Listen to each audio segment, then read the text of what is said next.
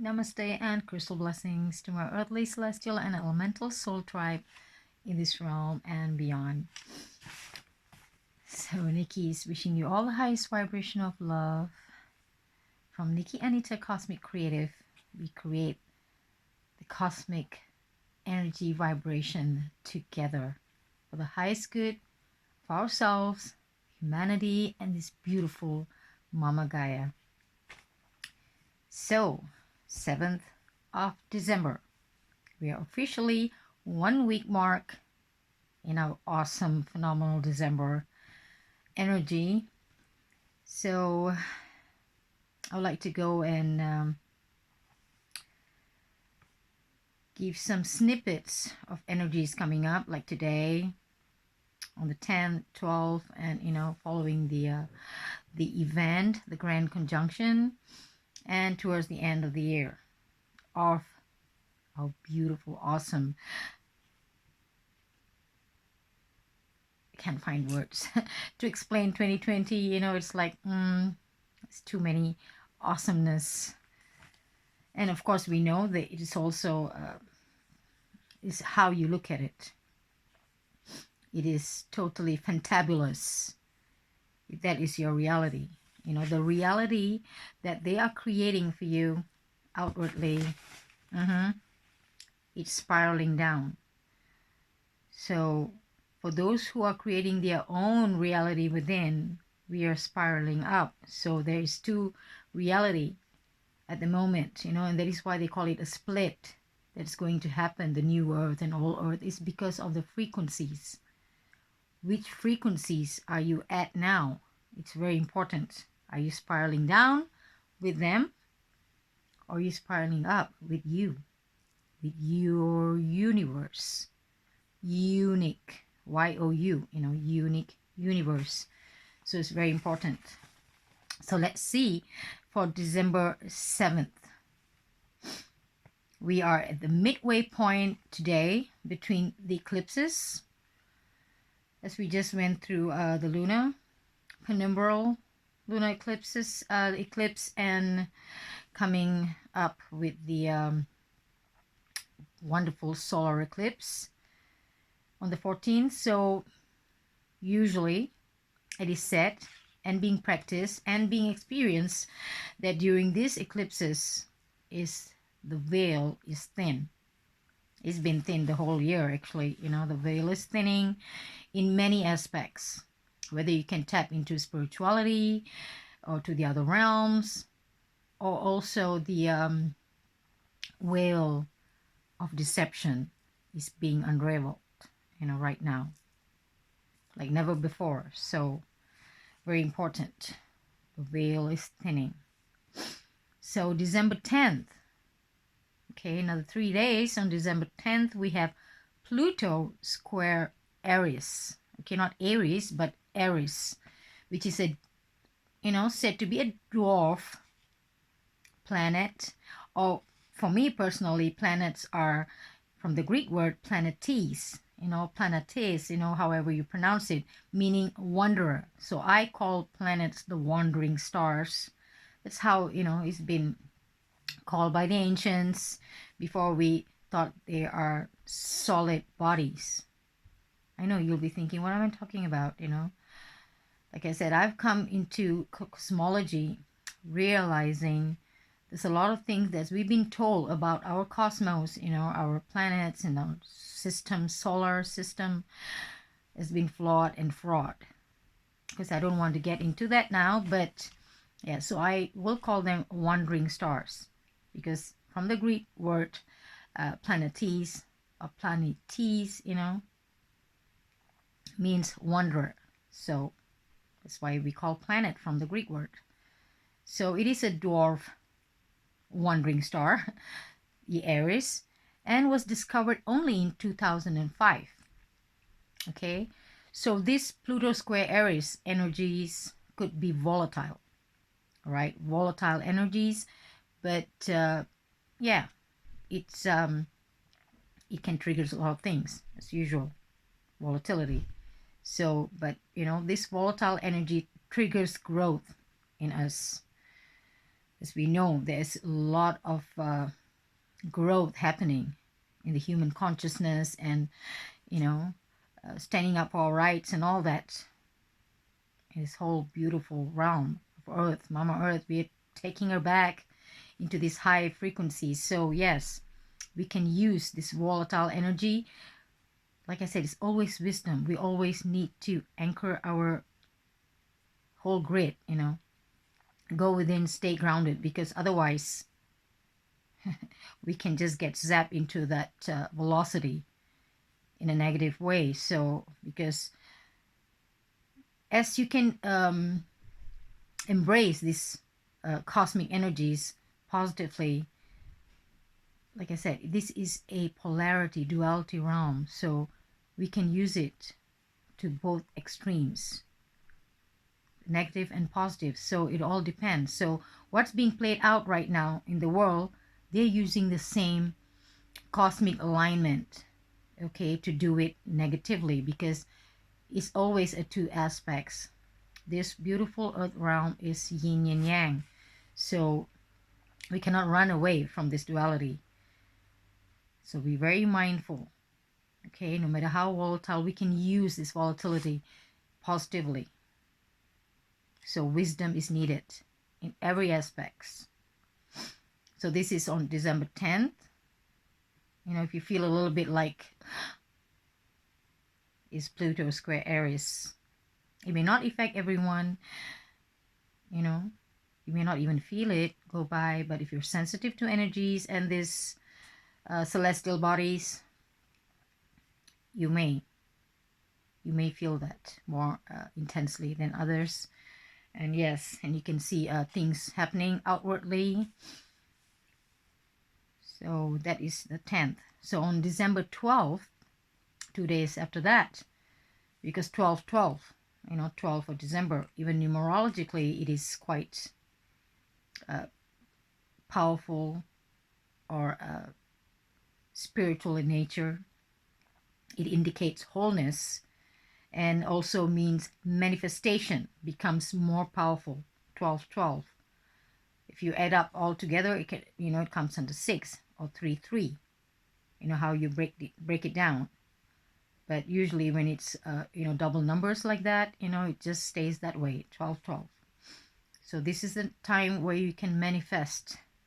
Just one day. When the energies get into that, you can tap into the energy and start manifesting, because it is a very powerful.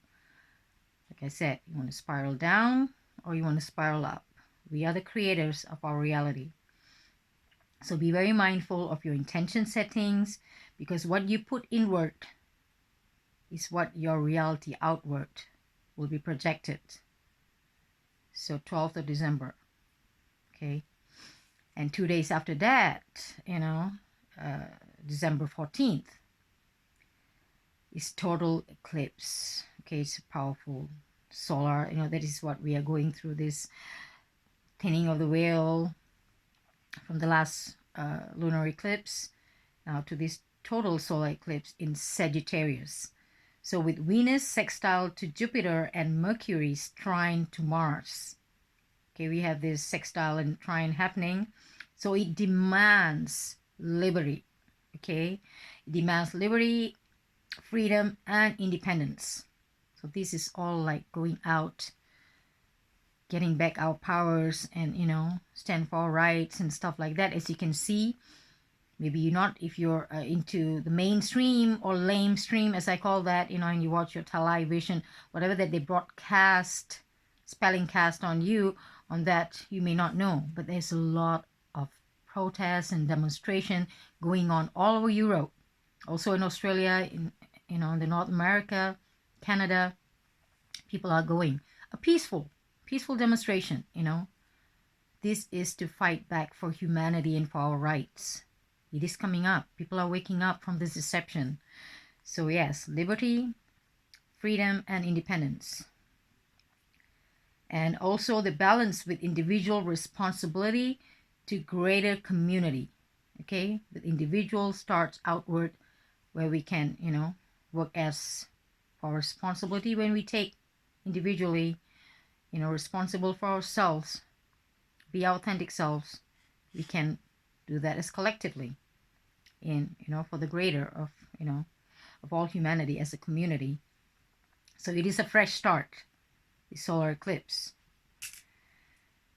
So a little bit about eclipse, okay?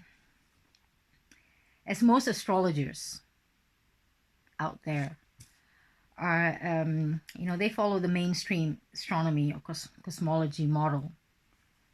So, of course, it's very important when, during the solar eclipse, it says that sun conjuncts moon, when the moon is supposed to be the one shading, moving between the sun and the earth, and the one who's giving the eclipse. But according to the Vedic, it's been like ancient times, thousands of years ago. And that is why they add this, of course, astrologers still follow the south and north nodes, the Rahu and Ketu. So for me, like I said, starting, I was ever since I was 7, 8 years old, I was so into astronomy. I'm like a self-taught astronomer, at that time, whichever books or articles or documentaries I can watch. I was so into, cosmology, about galaxies and, everything that is cosmic. But of course, a few years ago, I realized that our cosmological model is not what we're being taught or told. So this takes a very deep, innate inner knowing.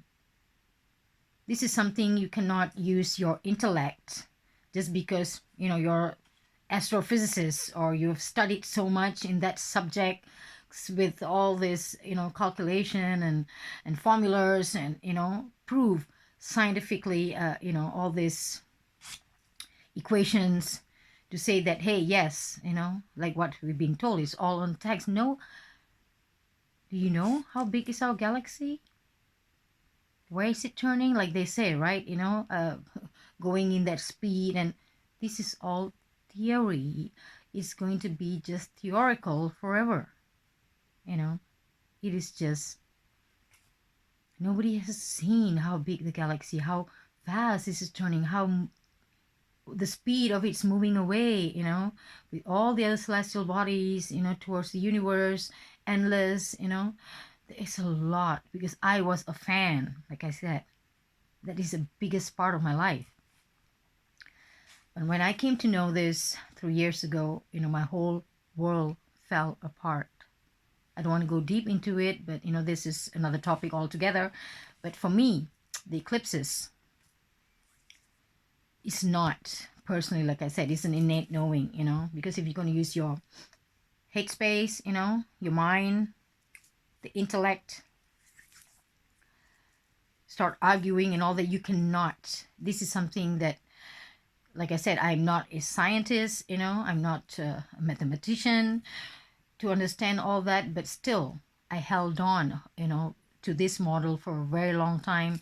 I've always wanted to travel the space and galaxies and stuff like that. So, but when this knowing, in knowledge opened up, when I start seeing, reading, and, it all made sense. So it have to make sense to you.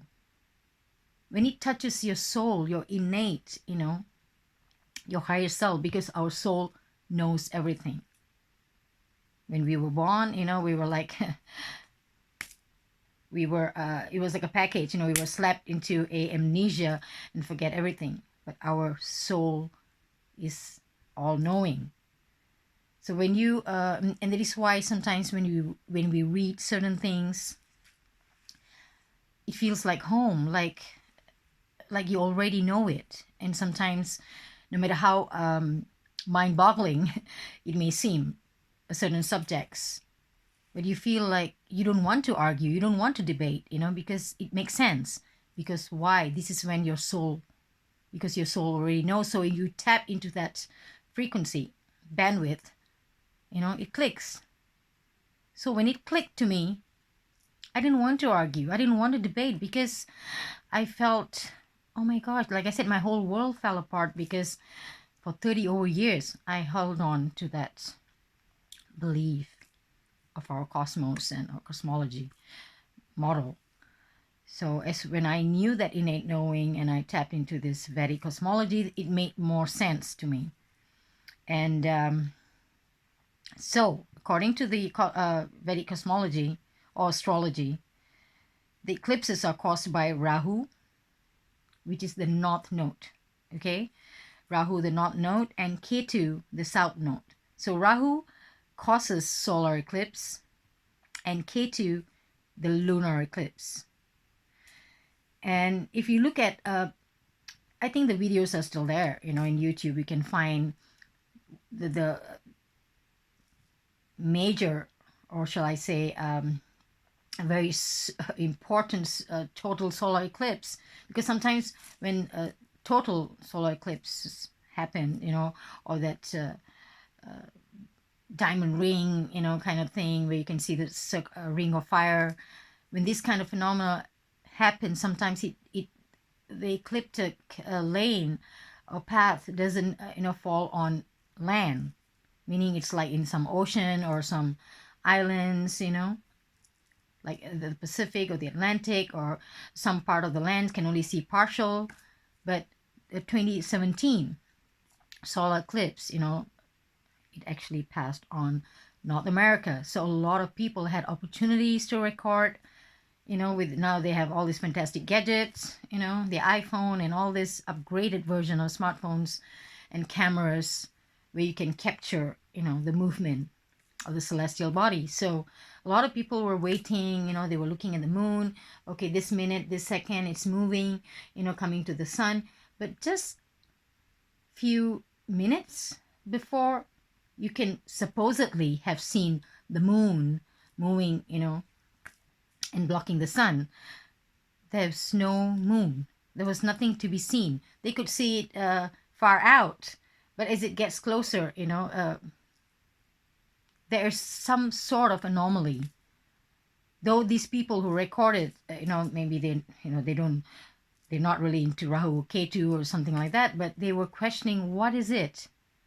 What is it happening that, it's not how we've been told, is this what eclipses are? Is it something else that's, moving between? So you can actually go about, look at this 2017 North American eclipse. So solar eclipse. So yeah.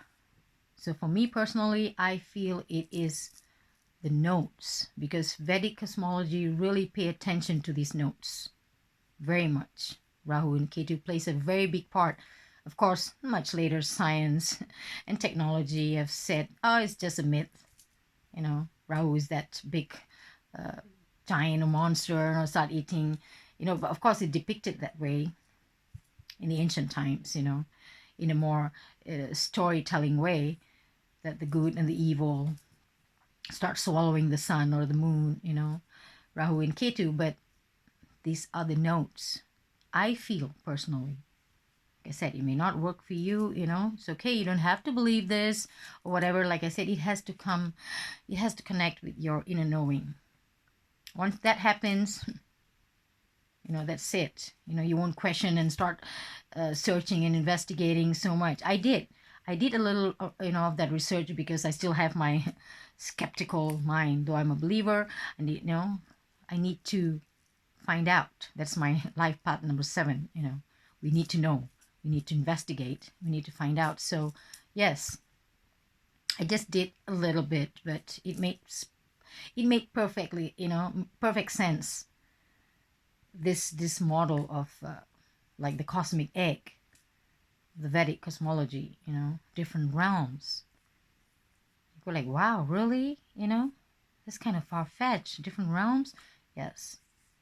Even I, in my innate knowing, feel that Earth, our beautiful Mama Earth, is a realm. So, okay, we don't want to go deep into that. It's just a little bit of the eclipses and the south and north node, Rahu and Ketu.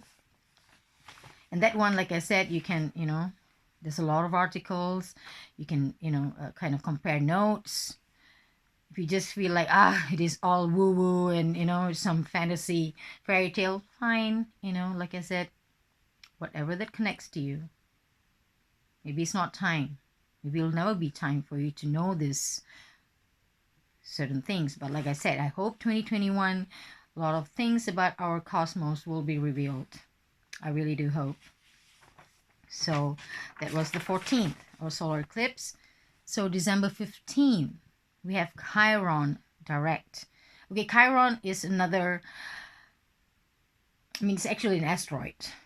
Okay, it is, they also call the centaurs, the small bodies or objects orbiting between asteroid belt and Kuiper belt.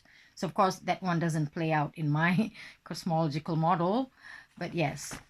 So it's said to be orbiting between the asteroid belt and Kuiper belt. Kuiper belt. Okay, belt. So, and this asteroid was discovered in 1977. Okay, not so like Aries was discovered in 2005. This is much earlier. In 77 it was discovered, and it's also known as centaurs, or these small bodies, objects, is because in Greek mythology, Chiron is one of the centaurs. Okay, like Sagittarius, half man, half horse. So centaurs, son of the Titan Kronos and Philyra. I think that's his mother's name. Sorry, Chiron, So the father is Titan Kronos, and Philyra, an oceanid, or they call that the sea nymph. Okay, that is his mother in the Greek mythology. So he's the son. So he's a half horse, half man. And yes, he's got a centaur energy, Chiron. So Chiron is known as the wounded healer. Okay, so it is said to affect all aspects of our wellness, our physical and mental and spiritual health. All encompassing, okay, wellness, physical, mental, spiritual health. Chiron. So when it is direct, we have to pay attention to this. Still, mind, body, spirit, and our soul. So it is a package. And also during this time of Chiron direct, it's easier to see how we have healed. So if we have lacked, or we have paid more attention and more, have spent more time for our holistic healing, it will show now. If we've been disconnected, we've been too stressed out, or we're spiraling down with the outer world, it will show us. Okay, there will be an effect from this disconnection, disease, or ailments, or this pains, cramps, whatever, that we will feel it, or whether it's emotional, physical, mental. We have not taken care of ourselves. This is a time we will get a message. So that's Chiron direct on the 15th December. So 2 days later, on the 17th December. So these dates sometimes are, when you look at the readings from astrologers, sometimes it varies 1 or 2 days because, time zones and the alignment. Like I said, nobody actually went there and to see. We can only, as a, with astrological guidance, we've just been written, as we know there are patterns and all that, but sometimes to be exact, to be point on, it sometimes varies by dates, by hours, seconds. So sometimes the date may vary, but this is just the estimation of the dates, but when the eclipses happen, yes, usually, it's spot on, but sometimes it's also different. What date it is depends on whether you're in Australia or in the midpoint, or, in the US, so different time zone. So for December 17, Saturn enters Aquarius, the Aquarian age, the Aquarian energy, okay? So what that means for us when Saturn enters Aquarius: big shifts and resolutions. So our golden opportunity is starting. It's already started. Like I said, the stargates, the portals, the gateway, it's already opened.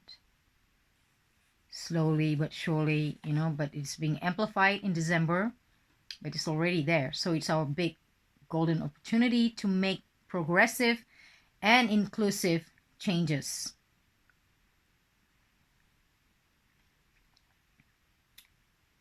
It's within and without our outer world. You know, when we make changes within, that's how we see the result outwardly. Without. So that is how the mechanics work. When you create your reality inward, it's being projected outward. It's like a mirror. That's the effect. That is the little secret, actually, you know. It's very simple, but yet, you know, it could be very convoluting, you know, or far-fetched, or, yeah, to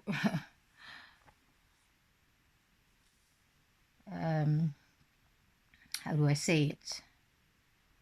You go like, oh, just that, you know, just sit down and create your reality and everything's going to be okay, you know, in that sense. I mean, you know, it can be unbelievable because, oh, something that simple can, but that's how it is.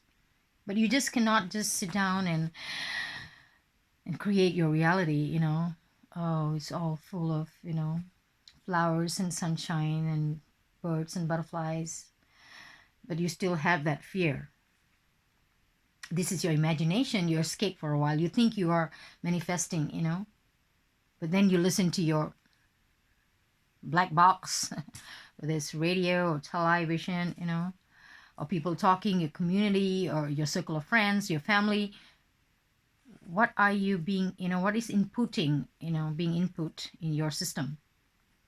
But then you're trying to create your reality of unicorns and fairies and, you know, elves. But then you need to be fully unplugged, fully cut out. Yeah, they're still there. I do listen. I do post a lot about its truth and what's happening, but I don't get sucked out. It's two different things. It's good to know. It's good to know what's happening in your backyard, you know, in your country, in your community, you know, what's taking place, you know, who's in fear and how great is that, you know, fear being propagated, or, you know, and all that stuff. It's good to know, but don't get sucked into it, because we are so easily, you know, shaken up, because these are energies, these are frequencies. Just like that, you know, when we like, shoots, you know, here goes my fairy tale. And you see, like, how can I create a fairy tale when I'm seeing is believing, you know, this is happening now, you know, this is exactly what I'm saying. It's not easy to create when you are on the fence. You have your own reality, so beautiful, and then you open your eyes and you see that. You can see it, but don't. Just, you know, just imagine that you have a beautiful, of course, a lot of, in this spiritual healing, esoteric or metaphysical, you know, they will say that imagine, you know, the creator's beautiful crystalline light or energy or golden light of archangels and guides, you know, beautiful unicorn energy or whatever, you know, that you call upon the other realm to cover you and shield you. It's just like that. Just imagine that you have a glass dome around you, just you know, a physical one, like you're in a glass. But it's okay, this is a little glass, you know, you can do anything in that glass and it's your reality. And you can see the chaotic outside world happening, but you're in a glass, so you can see, but, you know, okay, solid, you're still in your glass, fine. I mean, it's not going to affect you, you know, but you can see it, right? That sort of allegory, I mean, you know, allegorically speaking, I'm trying to say you can practice that you have a glass. You can't have a fortress or anything, so, you know, totally solid that you can't see, because then it'll be totally like, you know, I don't want to be, or don't want to know, you know. Well, it's also good, you can be like that, you know, being a recluse or total hermit, totally cut out. if it works for you. But with all this happening, sometimes, we have the inner urge that we need to know the progress, what's happening, Yes, fine. But make sure that you have like they call the flexiglass, for whatever reason, that kind of, imagine that you're in the glass, or you can make the glass how big you want, you have your own kingdom in the glass, your own, like a greenhouse, growing your own, flowers and garden. But then outside the glass, you see totally a dystopia. You are in utopia and you see the dystopia out there, but you cannot, there is a block you can see, but just imagine that, practice in that way. If you don't know how to control, to create your own reality and, not get involved, try this method, because it takes practice. It's not, it just doesn't come overnight. I learned it a hard way, but I said, being left alone too long in my life path, this lifetime, so it is in my own training. I give my own training, I'm like I said, I'm my own mentor. So I talk to myself and I go like, okay, this, have a strategy. It takes practice and some hard work. So you're the creator of your reality, and you can achieve that, because we need to. As much as this birth canal that we are going through, this event that's coming up, as we are birthing ourselves individually and collectively, and the whole earth realm going through this transition, a quantum leap, we cannot, because once we give the other way, get sucked and spiral down, like I said, it's just frequencies. This is so, it is so subtle. You won't even know. You won't even realize, like, am I upward or downward, Have I got sucked into there? It is so, like I said, this is the bandwidth of frequencies are, like when you tune into a radio channel, sometimes you have two channels playing together, right? Because of the frequency, being so close to each other and stuff like that. It's just like that. And you go like, okay, is this channel or that channel, So which channel you are on? It's very important. Just a frequency, 0.001, you go a spiral down, you get sucked into that other vortex. So it's not easy to put into words what's happening, but that's how it is. So we have to stay grounded. We have to protect our energetic grid, our auric field. It's very important. Otherwise, we get, like I said, a lot of people, even though they're truthers and, spiritual teachers, practitioners, and, going out, but I see them also falling away and getting, being washed away, energetically into the other vortex. So it is very, very subtle. So you must pay attention. Really pay attention. So for this Saturn enters Aquarius, our opportunity to create our reality right now, because Saturn demands definition, structures, and commitments. So there's some work to be done. Always work to be done. No pain, no gain. It's a lot of work we need to do. Our inner work. And it's also about humanitarian, because there's Aquarian energy, humanitarian cause, and it's about giving back and changing the world. And Aquarius is also about innovation, science, progress, creativity. So we will be seeing all this in play. So like I said, it's coming. All different energies, being laid out for us. So this is December 17th. And December 18th, we have Sun aligning with the galactic center. Okay. It's of course not in my cosmological model, but to the mainstream cosmological model, we have that galactic center where we can actually see the Milky Way at night, very clear.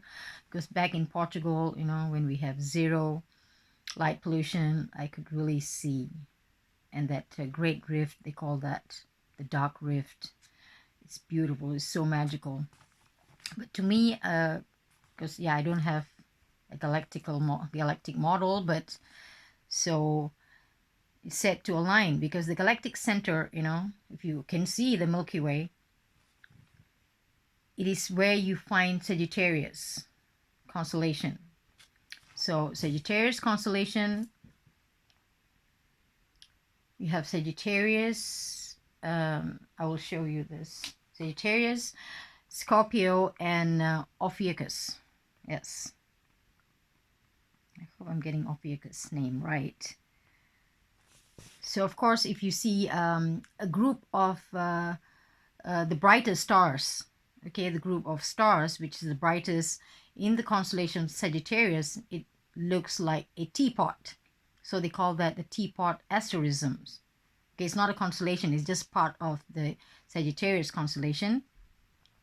But it looks like a teapot, so it's easy to look. If you want to look for the whole of Sagittarius, it can be confusing. But when you look at the teapot, go like, oh, okay, there's part of Sagittarius, and towards there is where the galactic center is. So I don't know if I can blow this up. And if you can see it on my iPad. That is, I love Scorpio. Yeah, it's one of my favorite, apart from Pegasus. So this is Sagittarius. Okay, so you can see. Can you see the teapot? Yes, that's part of Sagittarius. So it is somewhere here, the galactic center. So another one, another picture. As you can see, it's already shown here where the galactic center is.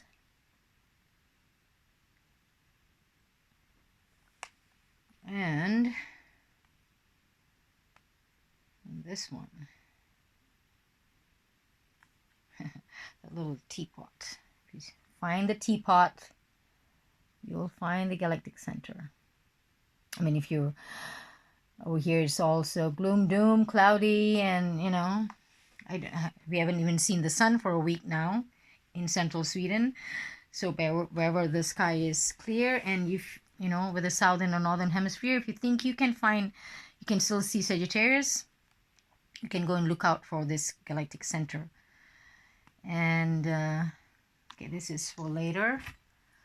So that will be 18, with the sun aligns with galactic center, but it's still plus minus a day or so. So expect high energy surge. It's always cosmologically, it's celestially, cosmically, when this alignment and retrograde and stuff, it's all very powerful. And sometimes we go like, okay, did I sign up for this? Yes, we did. So we are all in this together.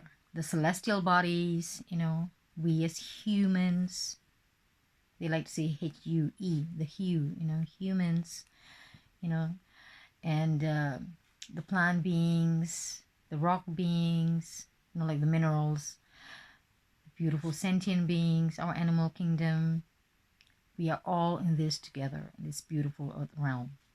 Okay, symbiosis. We are connected. We are star beings, star matter, like they say. If you want to break us down into atoms, you are a star. Or star matter. Of course, nobody went up there and measured a star, but of course, science says so. But I feel spiritually, metaphysically, we are star matters. Because stars, I find, could also be portals to the other realms, just like the galaxies or other wandering stars. and asteroids and stuff like that we see moving about could be gateways to other realms. In my reality, of course, not the mainstream. So take what resonates with you and discard, if you feel like, oh, it's too woohoo, no worries. So that's it. And yes, so that's the galactic center that I showed you just now, the teapot shaped asterisms, from this brightest stars from the Sagittarius constellations. So we are going to be called to tune into our true essence and true calling when this happens, when this alignment, sun and the galactic center.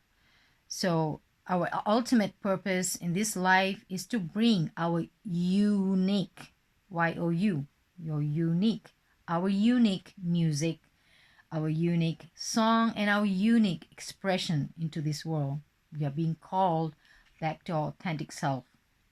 Okay, this energy will help us. We tap into it. There's a lot of tapping, to be done, and a lot of homework during this next 2 weeks. No, now we're in the first another 3 weeks. So before the end of, before we go on to 2021. So yes. So December 18th to 20th is given. I've seen different dates given, for this Jupiter enters Aquarius. Some gives 18, 19, or 20th. So yeah.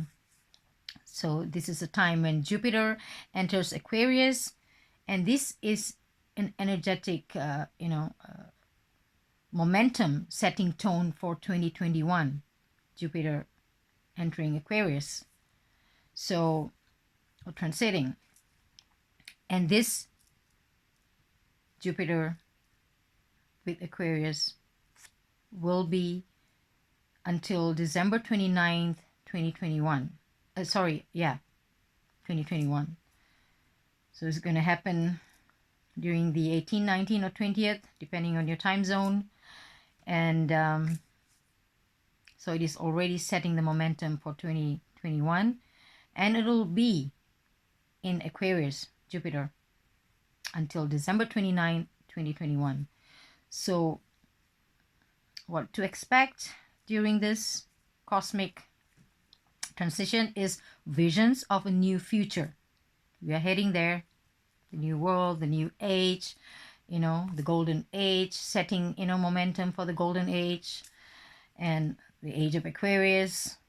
So the visions of a new future, which is likely to abound both personally and the whole of humanity and the whole world. And it's time for increased enlightenment, for greater discovery, knowledge, and understanding.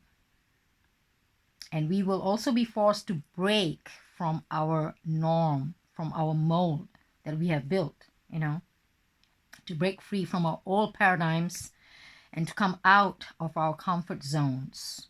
If we've been comfortable somewhere and we feel it's frightening to, make a decision to move out of that zone, this is the time. So to move out of our comfort zone for a greater shift in consciousness and well-being and as collective community. So this is the Jupiter enters Aquarius. Just in short, if you read it, it can go pages explaining this transition, the alignments and stuff like that. But it's just, even that I'm making it long and lengthy. And then arrives the December 21st, the day, okay, the event or the great or the grand, conjunction, they call that Saturn-Jupiter or Jupiter-Saturn, whichever way you want to say it, at 0 degrees Aquarius. And this convergence of powerful energies is for, is for monumental activations for humans and every living beings, which is conscious and living and breathing, including our Pachamama, beautiful Mother Gaia. Okay, and the last Saturn-Jupiter conjunction. Of course, it's been, being said lately, the last Saturn-Jupiter conjunction was in the air sign. Aquarius was in January. At first they said it was 16 something. think I remembered seeing somewhere. So, but well, they said, you know, the last one is January 7th, 1405. But of course, I found another site that showed, you know, different dates, even earlier, you know, in the 12th century, 13th century. So, but if we look at 1405, it's when, you know, it was the end of the Dark Ages, so-called, and the beginning of this beautiful Renaissance creativity, you know, this outburst of innovation, of creative, you know, sculpture, you know, beautiful sculptures and artwork and music. It was an outburst energy of this life force of creation. So, and we will go through that, but this time they say, because Aquarius is about innovation and creation, so it could be more technological, which is not really my cup of tea. But yes, since we're already there in this AI, you know, momentum or age, so, but I hope it will be used for the greater good for all of humanity, you know, even technologically, if we're going to, you know, go through some outbursts of creative innovation, but I hope it's all for our best. So metaphysically, it is a powerful openings of the stargates, okay, and dimensions, which the thinning of the veil will be uplifted, so to speak, and outpouring of plasma frequencies. Of course, a lot of people say gamma rays and, you know, coming from the solar flares, and but this is my own way of saying, I find it is plasma frequencies, you know, plasma energies. So outpouring of plasma frequencies for our mortal avatar, which is our body, our makeup as human upgrades, you know, the upgrading of our mortal avatars, and the metamorphosis of our cellular DNA, you know, make up our cellular models that we are holding in our vessels. This will be a lot of upgrades and activation. So it's a very powerful date indeed. So astrologically, oh sorry, cosmologically or astronomically, so you can see how the conjunction, whoop, wrong pen. This is how beautiful it is. I'm sure most of you must have seen it, you know, it's going viral, this beautiful picture. You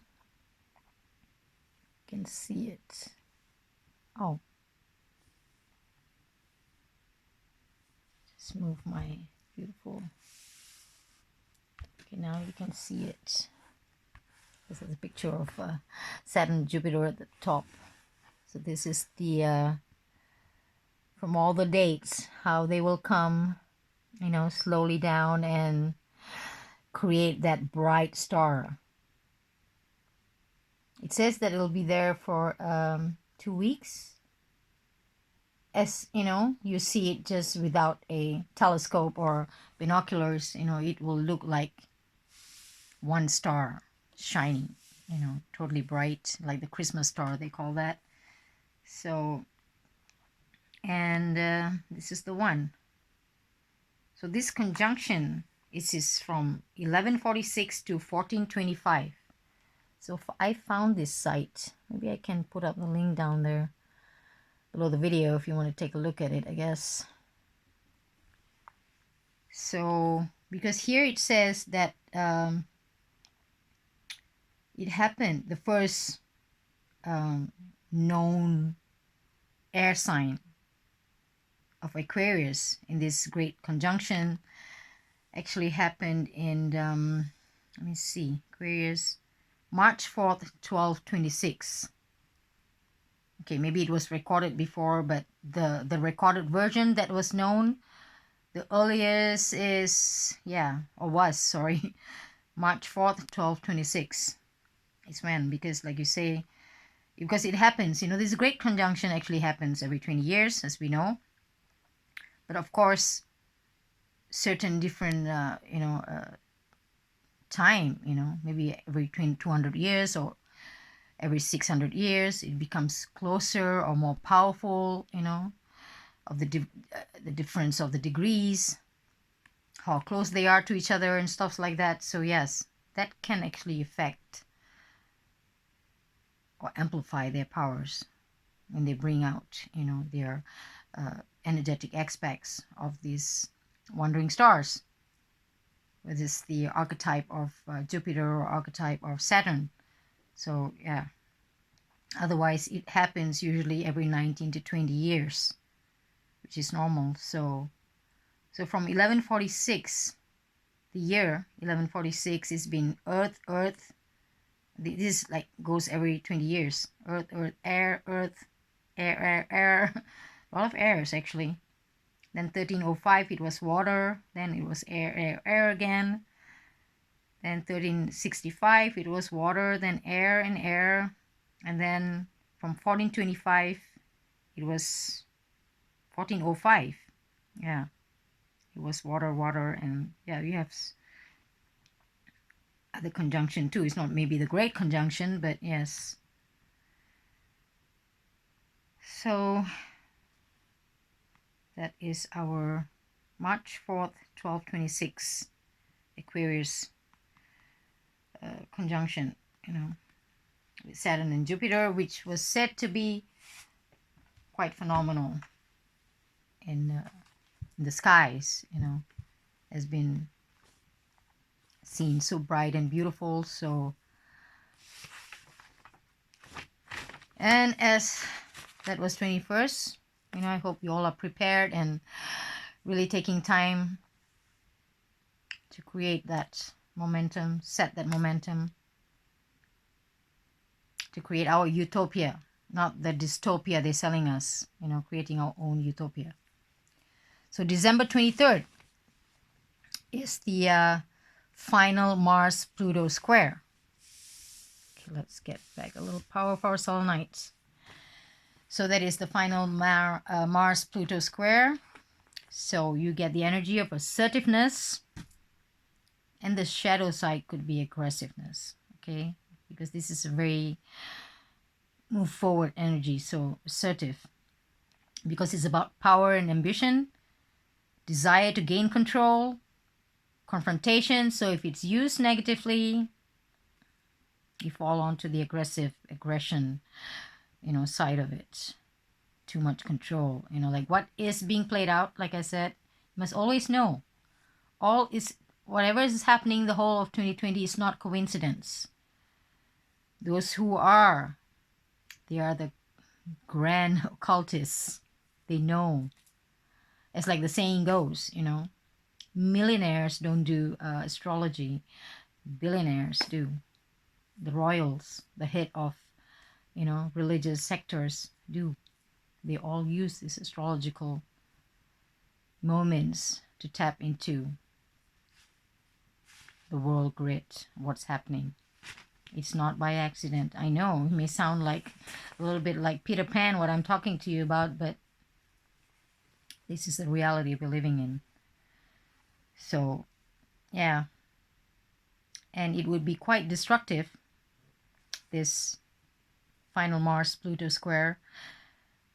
So it must be handled with care, a lot of wisdom, if we're going to, tap into this energy.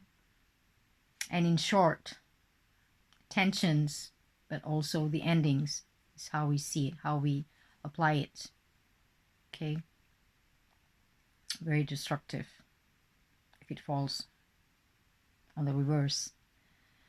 So that is December 23rd. So December 29th or 30th, that is like, yes, final days of 2020, 29th or 30th, the full moon in Cancer. Okay, we have another full moon in Cancer coming, which we know the moon sign is quite comfortable in the Cancerian energy, just like Piscean, Scorpio, the water element, because as we know, the moon is,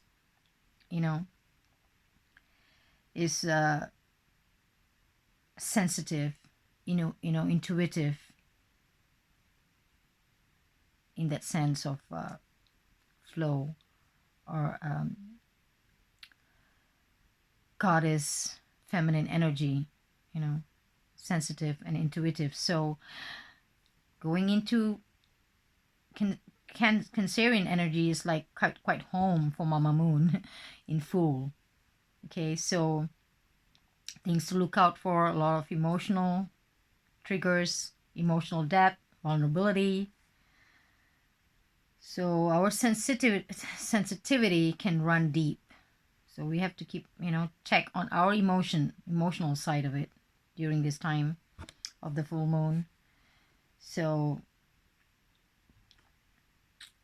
no matter what, like I said, whether this alignment or this conjunction or this transit or sextile is going to be volatile or, emotional or progressive or retrograde, that everything is, will still happen, but how we can, tap into these energies positively is to stay grounded. We have to always stay grounded and tap inwardly, connect more with nature, connect what, brings that inner bliss, our life force, be our authentic selves. So when we are grounded, in many ways of this, our mind, body, spirit, we can tap into these energies a little easily. Because, like I said, this is all symbiosis, how we work or live symbiotically, harmoniously. It's all given for us. So it's up to us to tap into this. But we can fall in both directions. But this is a polarity realm. And it is allowed, under the universal law, because you choose. It is free will. In the end, it's free will. So, and wisdom is needed. Very much. So I hope you enjoyed this little forecast from 7th now, another 3 weeks as we end this 2020, this phenomenal, monumental, powerful, cosmic 2020 energies. So I wish you all the highest vibration of love. We'll never go wrong, when we activate. All of our chakras need to be activated, yes, but very importantly, the heart chakra with love. We'll never go wrong. It all comes back to love. We came with love, we go with love. We will return to love, our source energy, the soul spark. It's love, always been. So thank you for watching and joining me for this little going on ranting. As always, in Lakesh and namaste, and love you all. Stay brave. May we filled with bliss and joy and healing and magic wherever you are.